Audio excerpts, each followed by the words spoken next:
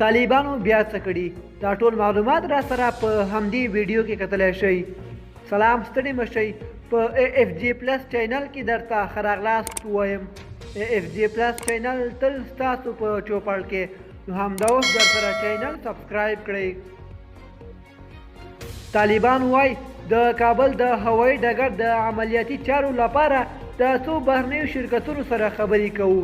د ترانسپورټ او ملکي هوایي چلند وزارت ویان امام الدین احمدي د جمعې په ورځ امریکا غږ سره په مرکه کې وویل چې د کابل د نړیوال هوایي ډګر د عملیاتي چارو د سمبالولو لپاره خبرې د بهرنیو شرکتونو په وروستي پړاو کې دي، او هر هغه شرکت چې له نور افغانستان ته ګټه زیاته وي ورسره به تړون لاسلیک شي.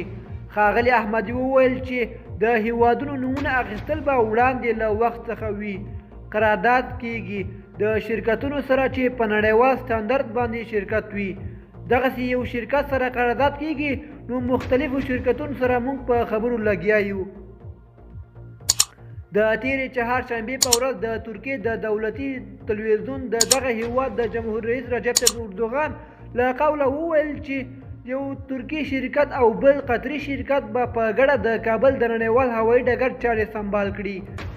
ښاغلي اردوغان د قطر له 2 ورځني سفر تر ستنېدو وروسته خبریالانو ته وویل ترکي شرکت به له یو بل سره او همداراز له طالبانو سره خبرې وکړي. هغه دا هم وویل که مناسب شرایط په تیره بیا امنیتي شرایط برابر وو دا شرکت به د کابل د هوایي ډګر د عملیاتي چارو بهیر پر مخ بوځي. خو د ترانسپورټ او ملکي هوایي چلند وزارت ویان امام الدین احمدي وویل چې قرارداد د حکومتونو پر ځای د شرکتونو سره کیږي. موږ تر اوسه د هیڅ یو شرکت سره هم خبره نهایي کړې نه ده. موږ خپلو ملي ګټو ته ژمن یو. کوم شرکت چې زموږ ملي ګټې ښه تضمینوي د هغه سره به قرارداد کوو. انشاءالله وروستي پړاو کې نږدې شوي یو. د مشرانو چې څه تصمیم وي هغسې به کیږي.